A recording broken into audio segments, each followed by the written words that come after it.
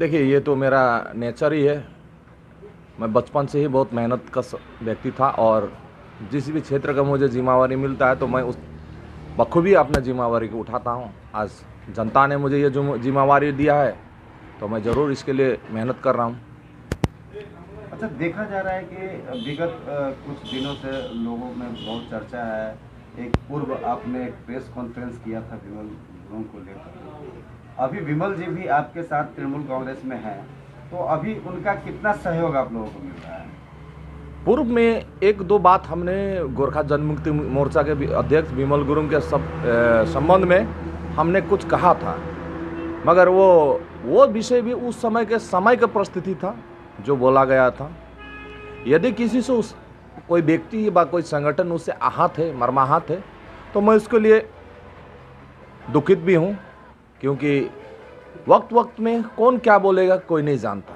आज विमल गुरुंग जी बीजेपी को हराने के लिए टीएमसी पार्टी के साथ है, आज मैं भी बीजेपी को हराने के लिए टीएमसी पार्टी के साथ में। कल भविष्य में जाके कोई भी अपना स्वतंत्र है। भारत देश का कानून अधिकार देता है कि आप किसी भी दल को किसी भी वक्त छोड़ सकते हैं, ज्वाइन कर सकते हैं। तो आज मैं टीएमसी पार्टी के साथ हूँ, तो आज बीजेपी के विरोध में लड़ने के लिए मैं विमल गुरुंग जी और मैं भी साथ में हूँ, और हम लोग दोनों मिल के हम लोग बीजेपी का प्रयास करने के लिए हर प्रकार का प्रयास कर रहे हैं। एवं हम लोग में एकता भी है। भले हम लोग में अनेकता हो सकता है किसी मुद्दे या किसी डिमांड के। आज मैं फिर ये यहाँ से बोल सकता हूँ कि विमल गुरुंग जी अपना एक राजनीतिक बैनर के अध्यक्ष है, वो अपना डिमांड कहीं भी उठा सकते हैं, रख सकते हैं, उनका गणतांत्रिक अधिकार है। मैं भी अपना विषय को रख सकता हूँ, बोल सकता हूँ, सपोर्ट कर सकता हूँ, विरोध कर सकता हूँ, ये भी मेरा गणतांत्रिक अधिकार है। आज जब विमल गुरुंग जी और मैं एक साथ जब टीएमसी में, तो हमारा एक ही लक्ष्य है। इसलिए जितने भी गोरखे समुदाय के भाई बहनों के समक्ष में ये कहना चाहता हूँ कि आप लोग एनआरसी के विरोध में अपने आप को सुरक्षित रखना है, तो आज आप भी आइए साथ में। मैं भी अपने आदिवासी कम्युनिटियों के एनआरसी से सुरक्षित रखने के लिए मैं भी आज साथ में आया हूँ। हम लोग सब मिलके आज एनआरसी के विरोध में, जिस प्रकार से आसाम में गोरखा समुदाय को बीजेपी ने छला और उनको डिटेंशन कैंप में बंद कर दिया है, उसी का बदला लेने के लिए विमल जी के साथ में आइए, मेरे साथ में आइए, और हम लोग मिल के जोड़ा फूल चिन्ह में वोट देकर विजय बनाएं और एनआरसी से हम लोग सुरक्षित रहें। विधानसभा में गोरखा जो वोटर सब है उनका क्या रिस्पॉन्स मिल रहा है? देखिए, गोरखा समुदाय अपना डेवलपमेंट अधिकार का बात बोल ही सकता है। आदिवासी समुदाय भी अपना अधिकार एवं डेवलपमेंट का बात बोल ही सकता है। आज देखिए, वोट परसेंट तो सभी जगह है। हमारे उत्तर बंगाल में गोरखा, आदिवासी में बिहारी, मारवाड़ी, मुसलमान सभी मिश्र। अच्छा राजेश जी, आपके प्रचार के दौरान हम लोग देखे काफ़ी संख्या में गोरखा समुदाय के लोग थे, ठीक है कि नहीं? तो यहाँ आपको अन्य जगहों पे मदारीहाट इलाके के गोरखा समुदाय का कितना सपोर्ट मिल रहा है आपको? बहुत सपोर्ट मिल रहा है, क्योंकि हम माननीय मुख्यमंत्री ने तो जात के आधार में किसी को सुविधा मुहैया नहीं कराया है ना, सार्वजनिक रूप से सुविधा मुहैया कराया। आज जीटीए भी किसने दिया है? मुख्यमंत्री ने दिया है। तराई डुवर्स गोरखा डेवलपमेंट बोर्ड किसने दिया है? मुख्यमंत्री ने दिया है। आदिवासी कल्चरल डेवलपमेंट बोर्ड किसने दिया है? माननीय मुख्यमंत्री ने दिया है। रूपश्री का पैसा आता है तो आदिवासी के लिए नहीं आएगा, गोरखा के लिए भी आएगा, मुस्लिम के लिए भी आएगा, बिहारी के लिए भी आएगा, मारवाड़ी के लिए आएगा, सभी समुदाय के लिए आता है। और कन्याश्री का पैसा भी सभी समुदाय के लिए आता है। तो आज ये पार्टी कैसा पार्टी है? डेवलपमेंट करने के लिए काम किया है इसने। राशन क्या जातिगत मिलता है? गोरखा को कम मिलेगा, आदिवासी को ज्यादा मिलेगा, ऐसा तो नहीं है ना। अच्छा राजेश जी, टीएमसी के एक वरिष्ठ नेता मोहन शर्मा जी कुछ दिन आगे तृणमूल छोड़कर के बीजेपी में शामिल हो, उसका कुछ प्रभाव यहाँ पर पड़ेगा मदारीहाट विधानसभा क्षेत्र में? देखिए, मैं एक चीज मैं कह देता हूँ, मोहन शर्मा एक बहुत ही माने कट्टर ब्राह्मणवादी है। और वो कभी भी अपने हित के लिए ही कभी भी वो अपना रणनीति बदल लेते हैं।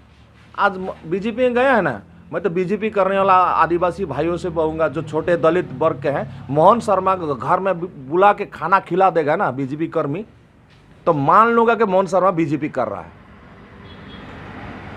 मोहन शर्मा टीएमसी पार्टी में था तो सबसे बड़ा आफत था, ये आदमी आफत था। ये मौकाप्रस्त आदमी है, कांग्रेस में था तो सुविधा पाने के लिए टीएमसी पार्टी में आ गया। आज टीएमसी पार्टी में बताएं तो किसी भी व्यक्ति को 9 पोस्ट होल्ड करते हुए हमने तो उत्तर बंगाल में किसी भी लीडर को नहीं देखा था। आप लोगों ने संवाद माध्यम में किसी को नहीं देखा। 9 पोस्ट सरकारी पोस्ट उनको क्या नहीं दिया गया था। तो उसके बदले तो उसने क्या दिया? उसने तो गद्दारी के सिवा कुछ नहीं दिया। सारा सुख सुविधा लिया टीएमसी सरकार का, और एन मौके पर उन्होंने अपने ही पार्टी को धोखा देकर, जो बीजेपी में गया है ना, मैं गारंटी दे के साथ में बोलता ये बीजेपी पार्टी में 6 महीना भी नहीं टिकेंगे। अच्छा, अंतिम प्रश्न, राजस्थान वन बस्ती सभी इलाके में लोगों से कितना सपोर्ट इस समय आपको मिल रहा है? बहुत सपोर्ट मिल रहा है मुझे, क्योंकि मैं एक जुझारू नेता के रूप में जाना जाता हूँ। भले मैं किसी एक समुदाय के बैनर से लड़ा हूँ, ये काम करता हूँ, मगर इंटायर डेवलपमेंट जब आता है तो सभी के लिए मिलता है। जैसे चाहे सुंदरी योजना मांगा हुआ में डिमांड मेरा था, जमीन का पट्टा मांगा हुआ में डिमांड मेरा था, आपका बिरसा मुंडा जयंती की छुट्टी का मांगा हुआ डिमांड मेरा था, वेजेस वृद्धि का डिमांड मेरा था। सारा पास जब हुआ तो सभी कम्युनिटी को मिल रहा है। तो आज तो एक चीज़ पक्का है ना कि आज सभी समुदाय ये जानते हैं कि मैं जुझारू, माने ऐसा नहीं कि बहुत एमएलए, बहुत सारे एमपी विधायक हैं जो कि वो चुनाव वक्त बोल देते हैं मैं तो पहला चुनाव लड़ रहा हूँ, इसलिए मेरे ऊपर आरोप लगाने से तो कोई फायदा है नहीं, क्योंकि मेरे ऊपर 5 साल मौका मिलेगा तभी जाके मेरे ऊपर आरोप कोई मर सकता है। मगर अभी तक तो मेरा रिकॉर्ड है ना, मैंने जन साधारण के हित के लिए काम किया हूँ, तो उसी काम के आधार में मेरा समर्थक एवं समर्थन मुझे मिल रहा है, बहुत प्रचुर मात्रा में मिल रहा है। अच्छा, मेरे तरफ से जो अंतिम सवाल है कि ये मदरघाट विधानसभा क्षेत्र जो है वो मेनली टी बेल्ट है, तो भाजपा के वो कम्युनिटी के पास वोट मांगने जा रहे हैं, तो वो लोग एक ही दावा कर रहे हैं कि अगर भाजपा पश्चिम बंगाल में सरकार बनाती है तो 350 रुपया हाजिरा करेंगे। क्या बोलना चाहिए? भाजपा पार्टी वाले ना शायद भारतवर्ष के मानचित्र को भूल जाते हैं। और एक बार रिपीट कर रहा हूँ मैं आपके सवाल का जवाब को। भाजपा जब चुनाव आता है ना तो भारतवर्ष का नक्शा अलग बदल देते हैं। आसाम के भारतवर्ष के नक्शा में है कि नहीं आसाम राज्य है, तो फिर वहां का चाय बागान के मजदूरों को कर दीजिए ना 350 रुपया। किसने पकड़ रखा है?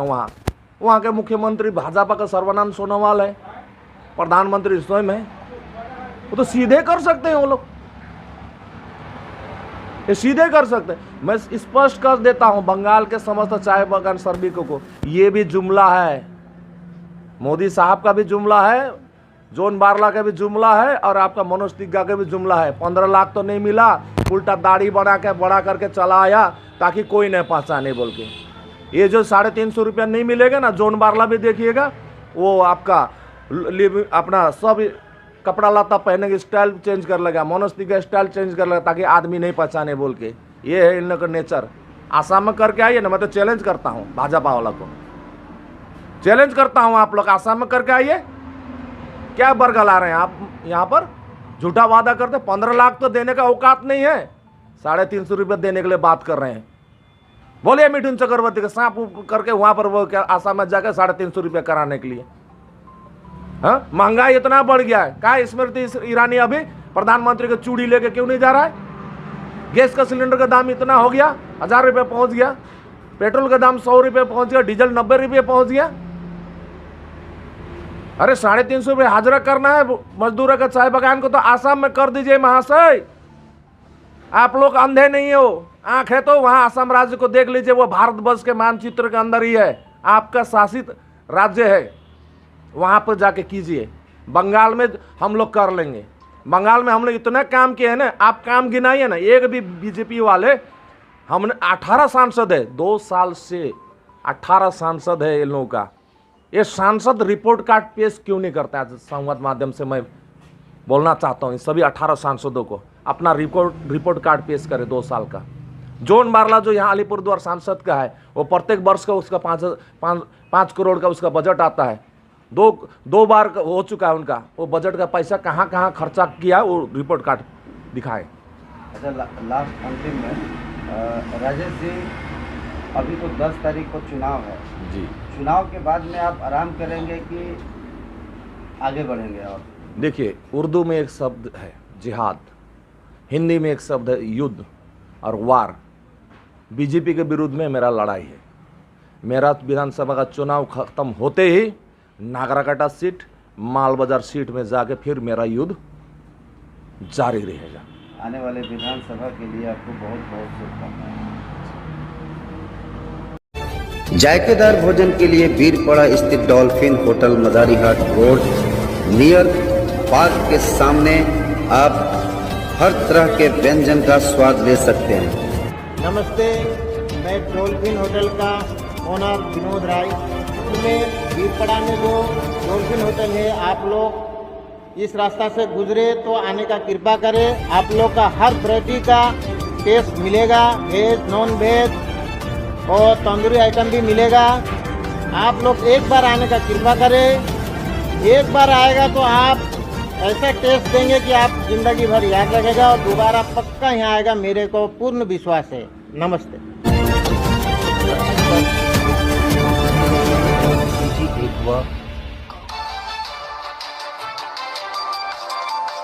पीते रहिए प्यूरिफायर फीजी एक्वा का पानी और स्वस्थ रहिए। डीलरशिप और कमर्शियल जानकारी के लिए संपर्क करें।